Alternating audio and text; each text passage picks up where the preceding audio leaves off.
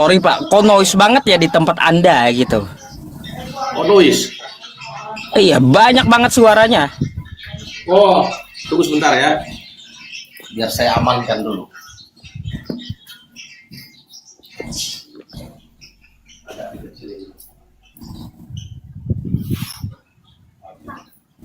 Sudah Pak. Ya, agak kurang ya. Ya, jadi yang mau saya tanyakan ini kan tadi Pak Yusuf katakan bahwa peristiwanya terjadi satu kali di bumi, Ya. tapi diceritakan dalam versi yang berbeda, versi Islam dan Kristen. Nah, saya jadi penasaran, saya pengen tahu di versi Islam mengenai Isa. Di versi Islam itu hidup pada masa kehadiran dia itu pada masa zaman pemerintahan siapa, Pak?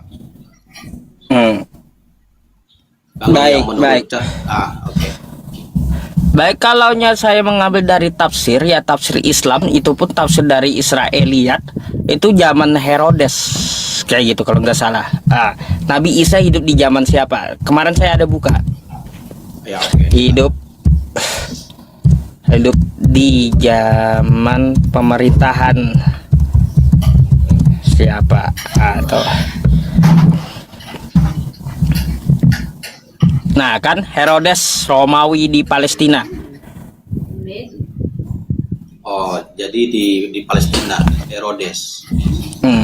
Ya. Pada masa Kalau pemerintahan Herodes. Lalu ada kisah kalau di Kristen kan lahirnya di Bethlehem. Iya, di sini dikatakan ya memang di Bethlehem. Baitul Maqdis pada masa kekuasaan Herodes. Oh, berarti mengenai letak lokasinya sama ya? Iya. Lokasi kelahirannya. Tapi apakah itu tertulis di Al-Quran atau di hadis itu, Pak Ustadz? Oh, kalau di Al-Quran itu Pak tidak menceritakan background pemerintahan di zaman siapa, enggak. Al-Quran bukan kayak gitu. Karena dia bukan kitab diari, bukan seperti itu. Al-Quran itu kitab verifikasi hukum, terus juga sedikit mengulik tentang cerita sejarah yang berlalu. Sedikit aja, paling cuplikan-cuplikan. Lebih banyak hukum Tuhan dan peringatan Al-Quran itu. Bukan cerita Nabi si A diceritakan panjang kali lebar di zaman ini, seperti itu. Enggak. Oke. Jadi berarti Al-Quran itu dalam keyakinan umat Islam, apakah itu kitab yang diilhamkan atau yang diwahyukan? Ya jelas lah yang diwahyukan Pak. Kita dapat merujuk juga kan ke dalam Quran surah An-Najm. In huwa illa wahyu yuha. Tuh. Yang diterima dari Nabi Muhammad itu adalah wahyu gitu. Bukan atas kehendak hawa nafsunya. Wahyu ya. Oke, jadi itu beda. Itu saya juga beri informasi sedikit supaya Pak Yusuf PI juga tahu bahwa kalau di Kristen itu pengilhaman. Kalau di Kristen itu pengilhaman. Ya, makanya yang menulis itu adalah tokoh-tokoh seperti Matius, Markus, Lukas. Mereka menulis tapi ilhamnya itu adalah ilham Allah. Tapi saya mau tanya satu boleh, Pak? 3 ayat yang ke-16. Jadi beda. Apa beda firman ya, dengan ilham? Pewahyuan. Jadi di Kristen apa beda firman dengan ilham? Kalau firman sama, tapi gini, proses pewahyuan itu ada 3 tahap dalam Kristen. Tahap pertama itu adalah peningkapan, reveal. Itu kalau bahasa Yunani itu apokalipsis. Ya, itu apokalipsis. Jadi peningkapan itu wahyu lisan. Jadi Allah ngomong kepada manusia lewat nabi, lewat mimpi, lewat penglihatan. Itu pewahyuan. Itu pertama. atau apokalipsis, penyingkapan. Nah, tahap kedua itu adalah pengilhaman. Jadi pengilhaman itu menulis, diberikan ilham kepada penulis kitab untuk menuliskan ya firman yang tadinya sifatnya lisan, dituliskan dalam yang tertulis. Yang tadinya lisan jadi tertulis. Baik. Yang lisan itu penyingkapan, yang tertulis itu pengilhaman. Lalu yang ketiga itu adalah iluminasi atau penerangan. Jadi penerangan itu saat ini kalau kita dalam iman Kristen, ketika membaca kitabnya orang Kristen itu harus ada penerangan. Nah, penerangan itu dikerjakan oleh Roh Kudus. Bentar Pak, saya mau tanya. Belum mengerti saya tentang masalah firman dengan ilham. Firman dengan ilham ini bedanya seperti apa gitu loh? Perbedaan spesifiknya apa gitu? Ya, jadi perbedaan spesifiknya sebenarnya bukan firman, wahyu, reveal ya. Sama-sama firman, tetapi yang satu lisan itu misalnya ucapan Pak Yusuf PI, itu perkataan, itu firmannya Pak Yusuf PI. Lalu perkataan saya itu firmannya saya, perkataannya saya. Nah, perkataannya Pak Yusuf PI dan perkataan saya seperti malam hari ini ada di live Komal Pak Yusuf PI, kemudian dibukukan narasinya.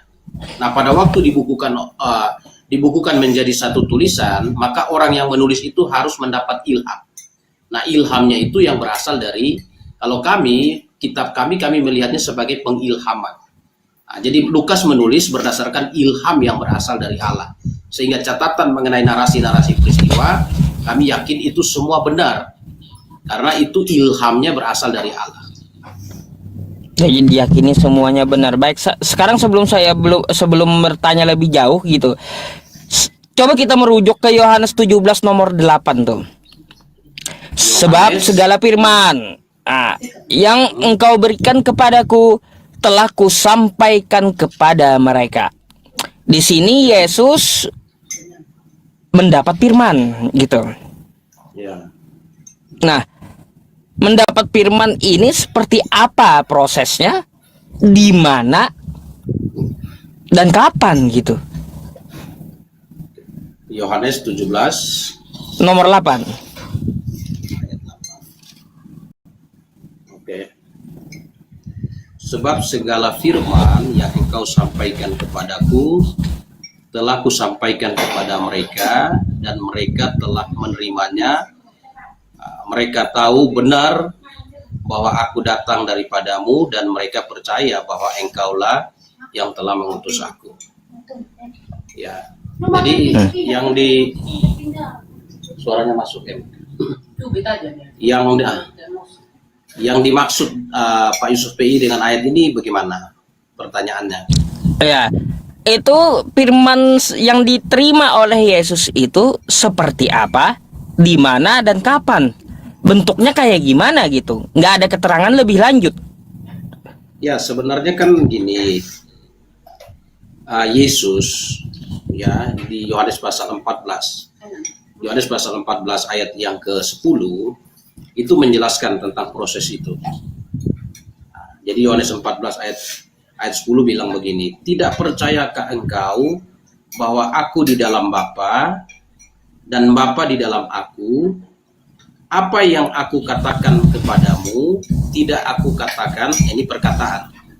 Ya, jadi ini apa yang aku katakan kepadamu tidak aku katakan dari diriku sendiri. Apa yang aku katakan kepadamu tidak aku katakan dari diriku sendiri, tetapi Bapa yang diam di dalam aku, dialah yang melakukan pekerjaannya. Nah, jadi itulah ya. Jadi Yesus dan Bapa dua pribadi yang berbeda, tapi hakikatnya sama. Gitu. Loh. Jadi itu kalimatnya. Bukan Pak, bukan masalah pribadi yang saya bahas. Yang saya bahas di sini ketika Yesus terima firman. Sebab segala firman yang engkau berikan kepadaku. Di sini ada penerima, ada pemberi. Ya, Kayak gitu konteksnya, ada penerima, ada pemberi. ya. Nah, firman yang diberi ini seperti apa? Terus kapan dan di mana? Di manakah pertemuannya gitu? Kalau Bapak tadi kan menceritakan tentang masalah doktrin atau doktrinnya kekristenan bahwa Yesus dan Bapak itu adalah satu hakikat pribadi. Terus yang firman yang datang kepada Yesus ini, yang diberikan kepada Yesus, itu kapan? Terjadi di mana? Dan seperti apa gitu? Karena itu konteksnya apa? Di situ ada pertemuan, ada yang diberi, ada yang memberi. Ya, jadi Gitu. oke, saya paham. Jadi kapan memberinya? Kapan, Ya, kapan iya. memberinya kan dan kapan ya waktunya kapan? Nah, makanya di Yohanes 10 ayat 14 ini jelaskan bahwa ya, jadi Yohanes 14 ayat 10, tidak percayakah engkau bahwa aku di dalam Bapa dan Bapa di dalam aku? Apa yang aku katakan kepadamu tidak aku katakan dari diriku sendiri. Jadi itu satu kesatuan mengenai pemberian, kapan diberinya, itu dalam kekekalan. Jadi Berarti nggak berarti nggak ada jadi- tenggat waktu gitu. Ya, peristiwanya itu tidak masuk dalam kronologis. Tetapi ada di dalam kairos. Kalau di dalam bahasa Yunani itu kan waktu ada dua. Waktu kronologis itu dari bahasa Yunani kronos, dan waktu kairos. Di dalam kekekalan. Ya, jadi di dalam kekekalan itu dalam Ulangan pasal 29 ayat 29, hal-hal yang tersembunyi itu hanya bagi Tuhan. Nah, tetapi di sini dia menyingkapkan. Dia singkapkan di sini bagaimana kesatuan itu. Yang tadi di kapan dia terima, ya kapan dia terima disampaikan di sini bahwa ya penerimaannya itu adalah eksistensi kebersamaan secara hakikat bersama Bapa. Nah, makanya di sini dikatakan apa yang aku katakan kepadamu tidak aku katakan dari diriku sendiri. Nah, itu apa yang aku katakan kepadamu tidak aku katakan dari diriku sendiri. Melainkan dia mendengar. Bukan mendengar diriku sendiri, tetapi Bapa yang diam di dalam aku, dialah yang melakukannya. Jadi suara Yesus itu suara Bapa. Perkataan Yesus itu perkataan Bapa. Sorry Pak, saya bantah dulu. Kalau bukan silakan. didengar, karena ada di dalam Yohanes 5 nomor 30 ya, kayak gini bunyinya. Kata Yesus, aku tidak dapat berbuat apa-apa dari diriku sendiri. Aku menghakimi sesuai dengan apa yang aku dengar. Berarti ada yang memberitahu Yesus. Ada orang lain atau eksistensi lain yang memberitahu Yesus. Ya. Sehingga dia mendengarkan di telinganya. Kan gitu. Yohanes pasal 5 nomor 30. 5 nomor 30. Kalau Anda katakan bahwa Yesus dan Bapa satu ya di dalam kekekalan, dia tidak mendengar dari siapapun. Lalu di Yohanes 5 nomor 30, Yesus itu ada mendengar dari orang lain gitu, dari eksistensi lain. Jadi aku tidak dapat berbuat apa-apa dari diriku sendiri. Aku menghakimi sesuai dengan apa yang aku dengar, dan penghakimanku adil. Sebab aku tidak menuruti kehendakku sendiri, melainkan kehendak Dia yang mengutus aku. Nah ini. Ada yang didengar Yesus tuh. Enggak ada kata mendengar di sini, Pak. Oke ada. Jadi gini, aku tidak dapat berbuat apa-apa dari diriku sendiri. Aku menghakimi sesuai dengan apa yang aku dengar, dan penghakimanku adil, sebab aku tidak menuruti kehendakku sendiri, melainkan kehendak Dia yang mengutus aku. Jadi ini siapa yang didengarkan Yesus? Jadi ini jadi eksistensi ini pribadi, menyatakan pribadi bahwa Yesus dan Bapa itu pribadi yang berbeda. pribadi yang berbeda, tetapi di dalam menghakimi, penghakiman mereka itu ya walaupun dalam pribadi yang berbeda, Yesus punya kehendak, Bapa punya kehendak, tapi Yesus menghakimi ya berdasarkan kehendak ilahi. Gitu. Ya dia dengar dari siapa gitu loh, Pak. Iya, makanya kan tadi Nggak ngerti saya. Tadi Anda menjelaskan kepada saya begini, saya nggak ngerti. Yesus katanya sahakekat dengan Bapa, kan kayak gitu. Karena dia di dalam Bapa, Bapa di dalam dia, kan kayak gitu. Kata Anda dia tidak mendengarkan dari yang lain, kayak gitu. Artinya waktu dia ngomong menyampaikan firman, itulah firman dari Bapa, kan gitu. Nah, sekarang saya tunjukkan ada Yesus mendengar dari orang lain, eksistensi lain. Padahal kan dia udah satu tuh dengan Bapa, dengan Bapa yang di sorga. Dia adalah Bapa, Bapa adalah dia. Lalu kenapa lagi dia menghakimi mendengar eksistensi yang lain lagi? Sebentar. Dia adalah Bapa dan Bapa adalah dia. Bapa di dalam dia. Oke, kalau Bapa di dalam dia, oke. Dia di dalam Bapa. Bapa di dalam dia. Bapa di dalam dia itu kan ada diucapkan Yesus. Artinya kan menurut Anda, pemahaman Anda itu kan satu pribadi hakikatnya, kan kayak gitu. Nah, pribadi yang satu ya satu hakikat, pribadi yang sama. Sekarang saya mau tanya, kenapa dia menghakimi malah mendengar eksistensi yang lain lagi gitu? Ya, jadi gini. Jadi di Yohanes 14 tadi ayat 10 sebenarnya sudah menjelaskan bahwa semua tindakan-tindakan yang dilakukan Yesus, baik itu tindakan perkataan, itu tindakan ilahi. Nah, kalau tindakan ilahi, berarti semua tindakan yang dilakukan itu adalah tindakan yang dilakukan atas tujuan yang sama dari tiga pribadi dalam hakikat yang sama. Nah, begitu. Jadi ya, maksudnya gimana maksudnya? Jadi di sini gini, maksud gini. Nggak ngerti saya. Iya, serius nggak ngerti, bingung saya jadinya. Jadi gini, ini kan tiga pribadi, tapi satu hakikat. Artinya kalau Yesus, ya dia di sini dalam penghakiman, kalau Yesus dia tidak mengucapkan seperti yang diucapkan dalam Yohanes 5 ayat 30, berarti di sini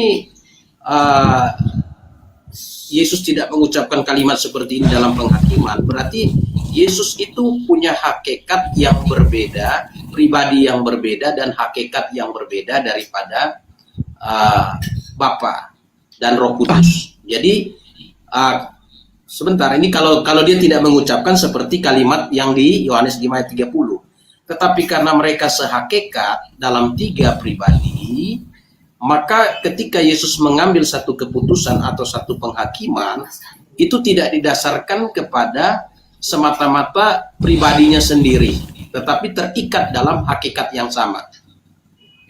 Nah, hakikatnya sama, jadi Yesus mengambil tindakan itu dalam hakikat yang sama, ya dalam pribadi yang berbeda. Artinya dia dan Bapa pribadi berbeda, dia dan Roh Kudus pribadi yang berbeda. Hakikatnya sama dalam setiap ucapan, dalam setiap tindakan yang dilakukan Yesus itu terikat dalam hakikat yang sama. Jadi tidak terlepas dari hakikat itu. Sehingga yang dilakukan Yesus itu berasal dari Bapa. Ya, berasal dari Bapa. Jadi itu semua satu terikat dalam hakikat yang sama. Nah, pada waktu menciptakan manusia, contoh dalam Kejadian pasal 1 ayat 26, marilah kita menjadikan manusia menurut gambar dan rupa Allah. Ya, jadi situ marilah kita berarti terjadi suatu interaksi. Marilah kita, musyawarah. Tiga pribadi ini musyawarah dalam hakikat yang sama, menciptakan manusia. Nah, itu jadi kalimat penghakiman ini Yohanes 5 ayat 30, ya, Yesus ini ngomong secara pribadi, tapi diikat dalam hakikat yang sama. Jadi tindakan, ucapan, dan ajaran Yesus itu terikat dalam hakikat ilahi. Nah, gitu. Begitu. Kalau waktu Yesus ditangkap tentara Romawi, waktu disalibkan, Berarti Bapak ikut ke salib gitu. Nah, jadi gini. Bagus pertanyaan Pak Yusuf. Jadi di dalam Filipi pasal 2 ayat 6 dan 8 itu dijelaskan tentang posisi Yesus pada waktu peristiwa penyaliban. Filipi 2 ayat 6 sampai 8 dia bilang gini. Ya, yang walaupun dalam rupa Allah, ya, Filipi 2, saya harus baca Pak supaya kalimatnya tepat. Filipi 2 ayat 6. Saya ini berusaha untuk memahami teman-teman, makanya saya dengarkan gitu. Gimana maksud ceritanya gitu loh. Iya. Nah, sebenarnya bingung saya. Saya sebenarnya mau pengen tahu lebih jauh. Ya, saya pengen tahu lebih jauh mengenai tokoh Isa. Ya, dari versi umat Islam. Kan tadi kan ada dikatakan bahwa itu peristiwa yang sama tetapi diceritakan dalam versi yang berbeda dari dua agama. Nah, kalau Islam ya versinya itu bahwa Isa itu anak Maryam binti Imran. Kalau di Alkitab kami dalam iman Kristen, Maryam anak Amran itu saudara perempuan Harun. Kalau Maryam anak Amran itu saudara perempuan Harun, jarak hidupnya dengan Yesus itu cukup jauh. Jadi Maria dan Maryam. Nah ini kan kita lihat fakta historis. Tadi ada kesamaan ya, cuman kan tidak dicatat di Al-Quran. Ya, dicatat di Al-Quran. Bentar, Bapak ini pindah kemana gitu omongannya? Saya nggak ngerti jadinya. Nah, dari pertanyaan awal saya, sebenarnya kan Pak Yusuf PI mengiring saya untuk keluar dari statement awal kita tadi sebenarnya. Statement awalnya itu saya kan mau ingin supaya mendengarkan versi Islam mengenai tokoh Isa, latar belakang riwayat Isa dalam versi Islam. Nah, kalau di dalam Kristen kan latar belakangnya dijelaskan dari 4 Injil, kitab Injil itu. Matius, Markus, Lukas, dan Yohanes. Itu kami dapatkan secara jelas, secara tuntas. Nah, makanya saya mau dengar apakah Isa. Tapi saya jelaskan dulu yang tadi di kayu salib, Filipi 2 ayat 6 sampai 8, yang walaupun dalam rupa Allah Yesus tidak menganggap kesetaraan dengan Allah itu sebagai milik yang harus dipertahankan. Ya, melainkan telah mengosongkan diri sendiri dan mengambil rupa seorang hamba dan menjadi sama dengan manusia. Nah, menjadi sama dengan manusia dalam keadaan sebagai manusia. Ini Pak Yusuf P. dengar. Dalam keadaan sebagai manusia, ia telah merendahkan dirinya dan taat sampai mati, bahkan sampai mati di kayu salib. Jadi posisi Yesus pada waktu di salib itu dia mengambil secara kondisional. Jadi yang namanya Bapak satu dengan Yesus tadi waktu di tiang salib, Bapaknya copot dulu gitu. Nah, bingung saya Pak jadinya. Iya, kemana itu Bapak? Apakah copot dulu Bapaknya atau kayak gimana jadinya? Iya. Ini Pak Yusuf PI, Bapak ya di dalam 1 Korintus 8 ayat 6 itu menarik ya. 1 Korintus 8 ayat 6 supaya ini cuman Pak Yusuf PI gimana nih? Saya mau tanya mengenai Isa dalam versi Islam. Kalau saya ditanya terus jadi saya nggak punya kesempatan. Gak apa-apa, nanti Bapak silakan nanya aja, gak apa-apa. Oke. Jadi dalam 1 Korintus 8 ayat 6, namun bagi kita hanya ada satu Allah saja, yaitu Bapa. Oke. Hanya ada satu Allah saja, yaitu Bapa, yang daripadanya berasal segala sesuatu dan yang untuk Dia kita hidup. Dan satu Tuhan saja, yaitu Yesus Kristus, yang olehnya segala sesuatu telah dijadikan dan yang karena Dia kita hidup. Jadi, namun bagi kita hanya ada satu Allah saja, yaitu Bapa. Nah, Bapa, Allah, dalam konsep keyakinan iman Kristen, ya, Yohanes 4 ayat 24, Allah itu roh. Nah, hakikatnya itu roh. Iya, iya, iya, iya, bingung saya, Pak. Jadi gini, hakikat itu Aduh. loh. Makanya di Filipi itu bilang gini, walaupun dalam rupa Allah tidak menganggap milik ya keilahiannya itu untuk dipertahankan, kosongkan diri. Nah, menjadi Waduh. sama seperti seorang hamba, menjadi sama seperti seorang manusia, bahkan dalam kondisinya sebagai manusia, dia telah merendahkan diri dan taat sampai mati di kayu salib. Itu Yesus. Ya, jadi apa terpisah atau tidak? Yang namanya itu tidak dikurung oleh waktu. Tidak dikurung oleh waktu, tidak dikurung oleh tempat. Dia itu hakikat yang ilahi. Gitu. Seperti kayak di gini. Di dalam Alkitab ini, ketika orang itu betul-betul bertobat percaya Yesus, di dalam hatinya ada Roh Kudus. Dalam hatinya ada Roh Kudus. Tapi kan gimana memahami Roh Kudus? Maka di Yohanes bilang, itu seperti angin. Angin itu tidak dilihat, tapi dirasa kehadirannya. Oke, Pak, gini aja, Pak. Kalau makin banyak, saya makin tambah bingung jadinya nanti, gitu. Iya, saya jujur saya nggak ngerti jadinya ya.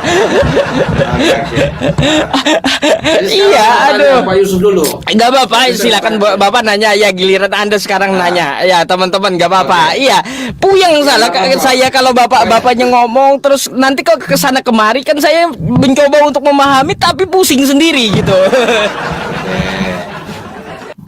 Iya, masalahnya kayak gitu. Yang penting gini aja, Pak, Bapak jangan jawab deritamu. Jangan kayak gitu dah. Itu jawaban kehabisan jawaban itu deritamu itu. Saya boleh tanya ini mengenai kisah dari versi Islam. Mungkin Pak Yusuf bisa jelaskan sedikit tentang mulai dari titik awal kelahirannya, lalu apakah dalam konsep Islam itu Isa itu Maryam binti Imran yang Muslim itu, apakah pada waktu dia hamil Isa, ya, dari versi Islam, apakah dia itu sudah bertunangan, apakah ada tunangan atau tidak? Baik, Pak. Silakan, Pak. Jadi tentang masalah Nabi Isa, tentang Maryam dulu diceritakan dia mengandung gitu ya, tanpa suami. Ya. Kalau cerita Yusuf itu nggak ada pada Al-Quran, nggak disebutkan, nggak disentuh sama sekali gitu. Tapi dijelaskan bahwa Maryam itu dia atas kehendak Tuhan melahirkan seorang anak laki-laki, yang mana anak laki-laki itu akan menjadi utusan Tuhan gitu. Ada ayatnya di dalam Quran surah Maryam. Berkaitan tentang yang Anda sedikit singgung tadi, ya ukhta Harun maka kana abuki imra'a sau'i wa ma kanat ummuki baghiya. Hai perempuan saudaranya Harun, kan gitu. Itu menandakan kayak gini, Pak. Ya, orang di zaman dulu, orang-orang Yahudi menisbatkan nasabnya itu kepada orang yang lebih alim dari pendahulunya. Itu kebiasaan Yahudi. Jadi nggak perlu heran kalaunya ada tulisan Maryam saudara Harun. Padahal kan Maryam hidup di zaman Yesus, sedangkan saudara Harun itu kan kata saudara Harun di zamannya Nabi Musa. Kan kayak gitu. Berapa tahun tuh jaraknya? Yang dimaksud saudara Harun artinya mereka masih satu keturunan garis dari Bani Israel gitu. Itu yang dimaksud. Bukankah para nabi terdahulu atau orang-orang terdahulu dari Yahudi itu menisbatkan orang yang soleh dari nasab mereka? Contoh di kitab Bapak juga ada Matius 1 pasal 1. Inilah silsilah Yesus Kristus, anak Daud. Kalau kita lihat Yesus dengan Daud nggak sejaman. Tapi kenapa Yesus disebut anak Daud? Karena dia mempunyai garis keturunan atau nasab dari Bani Israel, yaitu Daud. Kan kayak gitu. Nah, itulah yang dimaksud oleh Al-Quran. Ya ukhta Harun, saudara perempuan Harun, yang dimaksud adalah dia berkebangsaan dari suku Israel. Jadi kayak gitu. Sebenarnya nggak masalah di situ, Pak. Nggak masalah. Di hadisnya pun Nabi kami menjelaskan seperti itu. Orang-orang dulu zaman dahulu Yahudi itu akan menisbatkan nasabnya kepada orang-orang yang soleh dari pendahulunya. Gitu. Ya, jadi intinya yang saya mau tanya, berarti Maryam dan Maria itu dua pribadi yang berbeda atau sama dalam konteks Maryam, kalau Maryam dengan Miriam beda. Oh, beda. Jadi Beda. yang kan tadi penjelasan Pak Yusuf itu dari nasab. Berarti Nasab. yang Maryam itu bukan Maria, tetapi dia pakai nasab Maryam. Iya. Begitu atau gimana? Nasab Bani Israel, keturunan dari Bani Israel gitu. Keturunan dari Yakub. Artinya apa? Yang dimaksud ini anak seorang Maria ini dia bukan berkebangsaan atau bersuku campuran di luar Israel, bukan. Tapi dia dari garis keturunan Yakub. Itu maksudnya. Oh gitu.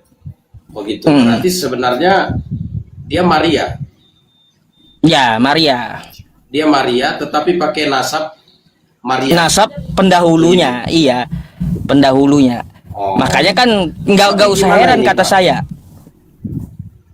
Contoh seperti Gimana di ini? kitab Anda Kalau tuh. Ini kan Hmm?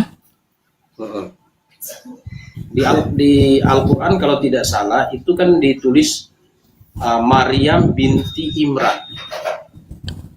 Berarti kan Maryam anak Imran. Ya kan, Baik. kalau tidak salah itu di surat At-Tahrim. At-Tahrim. Surat At-Tahrim. Itu kan dijelaskan bahwa Di ayat 12 dan terakhir. Maryam binti Imran, Mm-mm. Maria binti Imran. Mm-mm. Nah, kalau di Tawarik, ya saya kasih tahu juga di Alkitab kami, di 1 Tawarik pasal 6 ayat 3. Anak-anak Amran ialah Harun, Musa, dan Miriam. Mm-mm. Jadi Miriam itu anak Harun. Anak-anak Amran itu anak Amran. Nah itu jadi berarti yang diceritakan Maryam dari versi Al-Quran itu bukan Maryam pribadinya, tetapi masabnya, begitu. Nasabnya, iya. Nasabnya. Nasab dari Bani Israel gitu. Iya. Kadang kan Tapi hanya kalau satu ada- kejadian. Satu tapi kalau kejadian. ada kata binti itu bagaimana? Kalau dalam Islam binti itu anak atau nasab? Boleh, Pak. Kalau saya kan nama orang tua saya Muhammad Hatta ya, kayak gitu ya. Kalau nanti ada orang menyebut saya Yusuf bin Mubarak, orang alim pendahulu dari saya, dari garis keturunan nasab saya gitu. Boleh, nggak masalah. Atau Yusuf bin siapa pendahulu saya gitu, dari nasab saya yang lebih soleh dari pendahulu saya. Itu kebiasaan Yahudi menasabkan dari pendahulunya gitu. Makanya saya nggak heran di kitab Anda itu tertulis inilah silsilah Yesus Kristus anak Daud. Kalau Daud dengan Yesus kan jelas nggak sejaman gitu. Tapi kita dapat memahami, oh ini dia menasabkan dari pendahulunya, kan kayak gitu, dari Daud. Padahal mereka nggak sejaman, ribuan tahun juga, kan beda silsilahnya gitu. Apalagi sampai anak Abraham. Nah gitu maksudnya, itu Yahudi di zaman dahulu gitu, Pak. Jadi sedikit penjelasan lagi tentang masalah Nabi Isa ini ya. Nabi Isa ini dia, kalau mungkin di tempat Anda ya, di tempat Anda tidak ada diceritakan dia bisa berbicara kepada orang-orang yang saat itu menuduh ibunya berzina, kan gitu.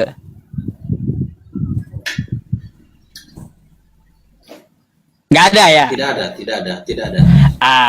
Kalau di Al-Quran ada diceritakan Pak asyarat ilaih qalu kaifa nukallimu man kana fil mahdi sabiyya. Lihat nih anak nih ya, anak nih yang ngomong. Lalu Nabi Isa yang kecil dalam gendongan tadi ngomong, qala inni abdullah sesungguhnya aku ini hamba Allah. Ataniyal kitaba, dia memberiku kitab Injil, wa ja'alani nabiyya, dan menjadikan aku seorang nabi. Itu pembelaan Nabi Isa terhadap ibunya yang dituduh berzina gitu. Nah, jadi Maryam itu kami anggap adalah orang yang betul gitu. Dia adalah hamba Tuhan yang betul, bukan seorang pezina, bukan keturunan dari pezina. Apalagi kan sampai ya disebut garis keturunan dari zina, bukan. Oke, jadi yang berikut gini. Ini kita diskusi Pak ya. Jadi Ya, kalau kalau di Kristen penceritaan dari kitab Injil Matius, Markus, Lukas, Yohanes itu kan mereka saksi peristiwa. Nah, artinya mereka saksi peristiwa, bahkan itu rasul-rasul yang hidup sejaman dengan kehadiran Yesus Kristus. Nah, jadi mereka saksi mata, mereka saksi peristiwa. Nah, apakah di dalam versi Isa Quran itu yang menceritakan ini, apakah ada saksi mata atau saksi peristiwanya? Nah, ini kita diskusi, maksudnya supaya saya bisa tahu lebih jauh. Ya tadi saya ada tangkap perbedaan selama ini seperti Maryam binti Imran, ternyata itu bukan orangnya tetapi nasabnya dalam versi Islam. Nah, ini saya tangkap ya. Nah, makanya saya mau tahu apakah penceritaan Isa dalam versi Islam itu diceritakan oleh saksi mata atau itu cerita yang diterima dari turun-temurun. baik. Jadi itu murni pewahyuan, Pak, murni pewahyuan. Kalau kita menanyakan siapa menjadi saksi pewahyuan ketika Tuhan menciptakan langit dan bumi, siapa ya saksi pencipta langit dan bumi? Kan kayak gitu jadinya pertanyaannya. Nggak ada kan orang yang bisa lihat saksi, siapa yang menyaksikan ketika langit dan bumi diciptakan?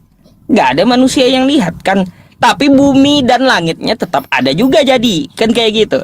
Nah, kalau murni pewahyuan nggak bisa kita jadikan sebagai apa? Sebagai bahan untuk membantah, nggak bisa. Kalau pewahyuan ya kita nggak perlu pertanyakan saksinya siapa gitu. Karena apa? Banyak wahyu yang tidak bisa kita saksikan ya kejadiannya, contoh seperti langit dan bumi. Itu kan pewahyuan. Allah menciptakan langit dan bumi. Kalau kita tanya ini wahyu, siapa saksinya? Nggak ada, kan gitu. Di situ. Jadi kalau untuk masalah yang seperti itu, Al-Quran itu adalah kitab verifikasi apakah betul gitu di zaman dulu Nabi Isa itu dilahirkan, bagaimana kehidupannya secara cuplikan, Mbak, bukan seperti biografi atau biodata satu buku kayak gitu, enggak, tapi hanya sebuah cuplikan. Jadi kalau Anda ingin mengetahui apakah yang sama dalam Al-Quran, maka itu akan kami akui gitu. Contoh ketika Nabi Isa ya atau Yesus menyerukan kepada Bani Israel, Tuhan itu Esa, kami sepakat karena ada di Al-Quran. Gitu maksudnya. Oke, jadi intinya bahwa yang versi Islam, peristiwa tentang Isa yang diyakini umat Islam itu berdasarkan wahyu. Iya, wahyuan. Nah, tetapi kalau di dalam keyakinan iman Kristen itu peristiwa. Jadi itu peristiwa, suatu kejadian yang terjadi di muka bumi. Maka ketika kita melakukan rekonstruksi peristiwa, maka itu kami punya saksi peristiwa, saksi mata. Artinya ketika kita tanyakan benar enggak itu terjadi, di dalam Kristen ada saksinya. Maka Yohanes dalam Yohanes pasal 1 ayat 1 sampai 3 dia ceritakan bahwa mereka melihat, mereka meraba, mereka menyaksikan. Mereka saksi mata, saksi peristiwa yang menceritakan tentang Yesus Kristus. Nah, jadi cerita, artinya orang Kristen menerima tokoh Yesus Kristus berdasarkan iman dan juga berdasarkan latar belakang sejarah, riwayat kehidupannya. Kalau cerita yang lainnya bisa dipakai standar itu enggak, Pak? Cerita Contoh Ya, seperti Abraham. tadi ngomong waktu kecil gitu ya. Ya, contoh kan Abraham ada tercatat. Kan gitu. Nah, Ya. apakah penulisnya melihat langsung tentang Abraham? Ya, makanya kisah Abraham, ini kan Abraham orang Yahudi. Ah, Orang Yahudi, dan orang Yahudi itu kan sudah mengenal baca tulis dari zaman Abraham. Di kebudayaan Mesir semuanya Abraham ya. Abraham itu kan bapaknya orang Yahudi lah ya, di atas orang Yahudi Abraham, Ishak, ya. Yakub dan seterusnya. Tapi di masa mereka itu, mereka sudah mantap di dalam hal baca tulis. Baik, Ya. itu nggak masalah. Ah, Yang saya maksud ah. ketika diterakan ke kitab Anda, adakah dari penulis kitab Anda itu melihat langsung kejadian bagaimana hidupnya Abraham? Oh ya, baik. Mengenai Abraham itu, makanya kami bilang itu pengilhaman. Waktu Musa menuliskan itu berdasarkan ilham. Artinya kan kita nggak bisa kita pertanyakan Oke, saksinya, kan gitu. Nah, tetapi kan gini, mengenai tokoh Abraham, kan tokoh Abraham ini kan tidak ada, istilahnya gini, tokoh Abraham ini baik Kristen maupun Islam sepakat tentang kehadiran dia. Tetapi mengenai Yesus dan Isa, ini kan ada perbedaan versi, perbedaan penceritaan. Nah, kalau Kristen menerima kesaksian, cerita dari saksi mata, saksi peristiwa. Nah, makanya seperti peristiwa penyaliban. Kalau di versi Islam kan beda. Yang Beda. disalib. Oke. Nah, saya mau tanya dulu. Di versi Islam, peristiwa tentang Yesus dihadapkan untuk diadili. Kalau di Alkitab kan diadili, ditangkap di Getsemani, kemudian dibawa ke pengadilan, ya, dari Herodes kembali ke Pilatus, lalu dari Pilatus menyerahkan itu kepada orang Yahudi karena orang Yahudi menuntut. Lalu Yesus disalibkan berdasarkan aturan yang berlaku di Romawi, yaitu melalui salib. Nah, bagaimana dengan versi Islam mengenai Isa? Kisah tentang peristiwa salib itu. Silakan, Pak. Ya jelas Pak, kalau kita lihat ya Nabi Isa itu ditolak oleh Yahudi sampai mereka merencanakan ingin membunuhnya karena ajaran Nabi Isa itu dianggap sesat oleh Yahudi. Quran surah An-Nisa ayat 157, wa qaulihim inna qatalna al-masiha Isa bin Maryam Rasulullah wa ma qataluhu wa ma salabuhu walakin syubbiha lahum. Kan kayak gitu. Mereka berkata, orang-orang Yahudi itu, mereka telah menangkap Nabi Isa utusan Allah, anak Maryam utusan Allah. Padahal kata Allah, wa ma qataluhu, mereka tidak membunuhnya, wa ma salabuhu, mereka tidak menyalibnya, walakin syubbiha lahum, tetapi diserupakan atas mereka. Habis itu kemana Nabi Isa? Maka ayat selanjutnya barrafa'ahu Allahu ilaih, dia naik ke hadirat Allah, diambil Allah. Jadi kalau kita lihat ya, kalau menurut kitabnya Bapak bahwa Yesus atau Nabi Isa itu dia tersalib, sedangkan menurut Al-Quran dia tidak tersalib, ini pasti ada salah satu yang salah. Betul gak? Gak mungkin benar dua-duanya. Oke. Kan gitu ya. Oke, nah saya gini sebentar, Pak. Saya mau tanya dulu. Ini saya tanya supaya lebih jelas saya klarifikasi ini. Di dalam keterangan Bapak tadi bahwa bukan dia yang ditangkap. Jadi perubahan diri dia atau wujud dia itu terjadi pada waktu peristiwa di mana? Baik. Oke. Di situ kan tidak dirincikan, Pak ya. Tapi kalau kita melihat walakin syubbihalahum, itu banyak penafsiran. Ada yang menafsirkan ya diserupakan atau digantikan dengan Yudas Iskariot. Ya. Itu kan kalau kita kaji di Bible juga ada mengarah ke situ. Terus ya kalau kita lihat dia waktu Nabi Isa atau Yesus itu diutus ke muka bumi, di dalam kitab Bapa saja dia bisa merubah rupanya sendiri. Wajahnya dia dapat berubah-ubah gitu. Wajah Yesus itu tertera di dalam Markus. dan beberapa di dalam Matius. Kan salah satu mukjizatnya dia bisa merubah rupanya sendiri gitu. Terus yang ketiga, apakah ada disebutkan sebuah nama oleh Al-Quran? Diserupakan dengan siapa? Jawabannya tidak ada disebutkan oleh Al-Quran sebuah nama, Pak. Nggak ada. Lalu kenapa tidak disebutkan sebuah nama? Karena coba kalau kita lihat di Quran surah Az-Zukhruf ayat 63-nya ya, walamma ja'a Isa bil bayyinat qala qad ji'tukum bil hikmah wali ubayyina lakum ba'dalladzi takhtalifuna fi fattaqullaha wa ati'un. Jadi sengaja Allah tidak menyebutkan sebuah nama biar Nabi Isa sendiri nanti yang menjelaskan kepada mereka dengan siapa Nabi Isa itu diserupakan. Jadi tugas Nabi Isa menjelaskan pada waktu dia turun kedua kalinya nanti. Jadi memang dirahasiakan. Gitu. Oh, jadi gitu. Jadi gini, Pak. Di dalam sejarah kekristenan itu abad pertama akhir ada ajaran yang seperti diyakini umat Islam. Yaitu ajarannya itu Gnostic Docetism. Gnostic Docetism ini percaya bahwa pada waktu Yesus disalib, itu dia tidak disalib karena Yesus itu langsung diangkat. Karena Yesus menggunakan tubuh mayat. Nah, ini yang dilawan oleh Rasul Yohanes dalam surat 1, 2, 3 Yohanes.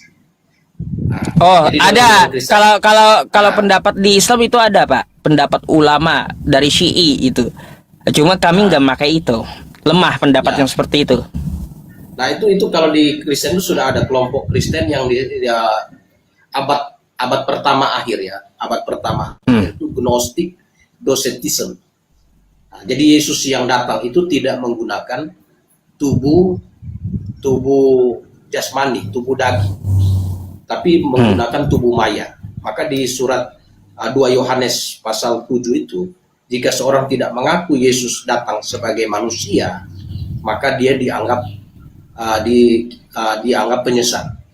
Nah, itu karena itu melawan ajaran Gnostic Docetism. Itu abad pertama akhir setelah masa gereja.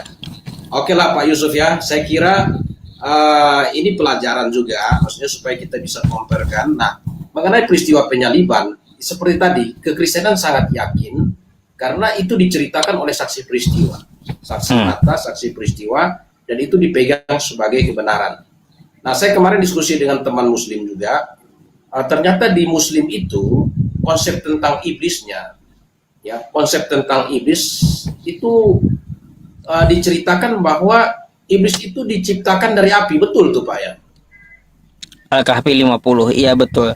Tapi saat ini kita nggak bahas iblis Pak, jauh melenceng jadinya. Nah, maksudnya gini, saya melihat bahwa ajaran Islam ini setelah kita gali-gali, ternyata ada hubungan dengan seperti agama Zoroaster.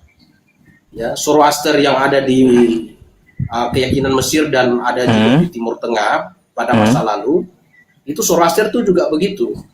Ya, mereka punya dua, tapi bukan ini, dua kekuatan, Ahura Mazda dan Anggara Mandu. Nah, itu berasal dari api yang jahat. Beda Pak, Zoroaster dengan ajaran Islam beda, banyak bedanya. Oke. Ya, saya kira cukup di sini dulu Pak ya. Baik, ya. Ya, nanti lain kali lagi. Yang lain udah bosan di bawah soalnya. Sudah bosan ya. Iya. Oke lah. Padahal yang kayak gini diskusi yang bagus loh Pak, yang saya suka kayak gitu. Gak ada hujatan, tapi kan by data kan kayak gitu. Baik, terima kasih Pak ya untuk komalnya. Oke. Sampai ketemu lagi lagi Pak. Ya.